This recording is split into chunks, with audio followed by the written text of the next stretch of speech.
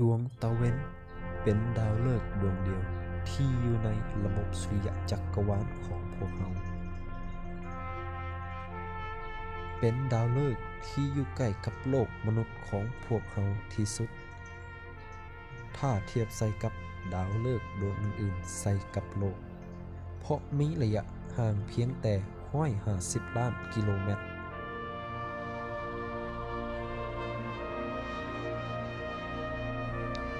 นอกจากนั้นดวงตะเว้นยังเป็นแหล่งพลังงานอันมหาศาลให้กับสิ่งที่มีชีวิตบนโลกรวมทั้งดาวเคราะห์ดวงอื่นๆอีก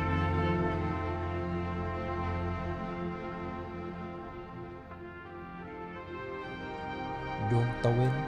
มีตำแหน่งอยู่ใจกลางของระบบสุริยะจักรวาลของพวกเราและถูกให้จัดอยู่ในประเภท Yellow Dwarf Star หรือดาวแคะเหลืองมันมีขนาดที่ใหญ่มหึมาซึ่งกลมเอา 99.86% ของมวลสารในระบบสุริยะจักรวาลและมีขนาดที่ใหญ่กว่าโลกประมาณ109 เทื่อหรือประมาณ 330,000 เท่าของโลกและเจ้ายักษ์ใหญ่ทรงกลมดวงนี้มีเส้นผ่าใจกลางอยู่ที่139 ล้านกิโลเมตรมนุษย์เฮารับรู้ถึงความสำคัญของดวงตะเวนที่มีต่อโลกมาตั้งแต่สมัยก่อนประวัติศาสตร์การหมุนของโลกและวงโคจรของโลกอ้อมดวงตะเวนเป็นหากฐานให้แก่ปฏิทินที่ใช้กันแพร่หลายในปัจจุบัน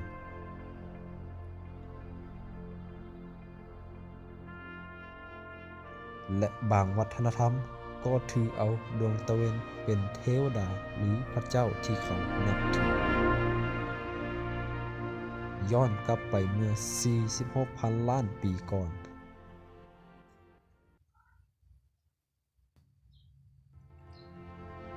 กลุ่มก๊าซขนาดใหญ่เริ่มมีการจับตัวกันเข้าด้วยความหนาแน่นและความดันที่สูงจากการยุบตัวของแรงโน้มถ่วงในกลุ่มเมฆโมเลกุลซึ่งถือเป็นทฤษฎีการกำเนิดดาวฤกษ์ที่น่าเชื่อถือกลุ่มก๊าซที่ประกอบกันเข้าเป็นดวงตะเวนประกอบมีไฮโดรเจน 73.46% ฮีเลียม 24.85% ออกซิเจน 0.77% คาร์บอน 0.29% และธาตุอื่นๆอีก 0.54% ดาวแคะสีเหลืองดวงนี้มีชีวิตขึ้นด้วยการเผาไหม้เชื้อเพลิงภายในมีแรงโน้มถ่วงที่เป็นอำนาจพลังงานของตนเองจึงสามารถดึงดูดเอาดาวบริวารหรือดาวเคราะห์ไว้ให้เป็นระบบนั่นก็คือระบบสุริยะจักรวาลของพวกเรานั่นเอง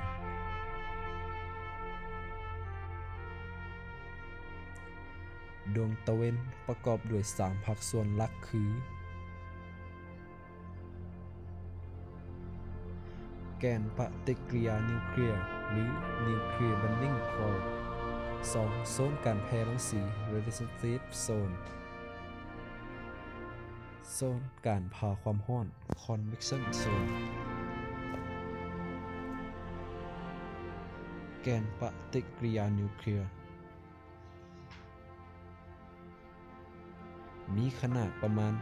25% ของรัศมีดวงตะเวนซึ่งเป็นจุดที่พาให้เกิดปฏิกิริยานิวเคลียร์ฟิวชั่น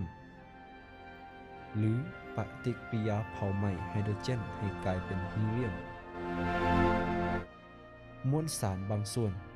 ที่เกิดจากการเผาไหม้แม้นจะเป็นพลังงานซึ่งจะอยู่ในรูปแบบของพลังงานความร้อนและแสงสว่างและยูซันนี่จะมีอุณหภูมิสูงถึง15 ล้านแกลวินในทุกๆวินาที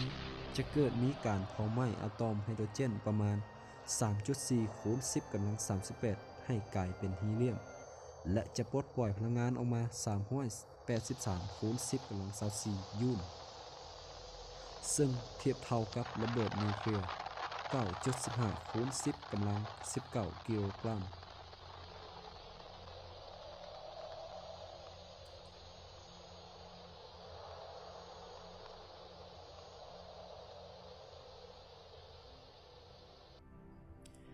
โซนการแพร่รังสี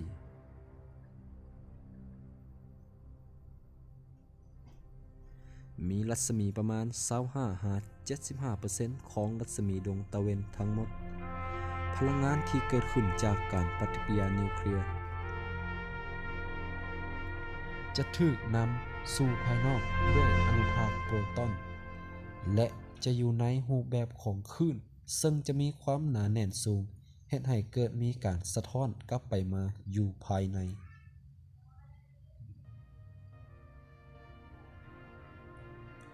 โซนการพาความร้อนมีรัศมีประมาณ 75-100% ของรัศมีดวงตะเวนทั้งหมดพลังงานจากภายในจะถูกถ่ายเทออกมาด้วยการหมุนเวียนของก๊าซร้อนจากการหมุนแต่ระดับต่ำหาสูง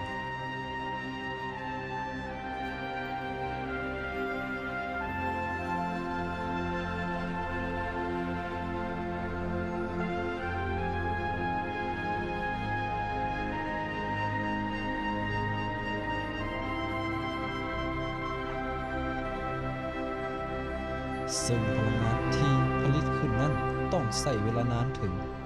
170,000 ปีก่อนที่จะขึ้นสู่พื้นผิวของดวงตะเวนและต้องใช้เวลานานถึง 8 นาทีก่อนที่มันจะเดินทางมาฮอดโลกด้วยความไวของความไวแสง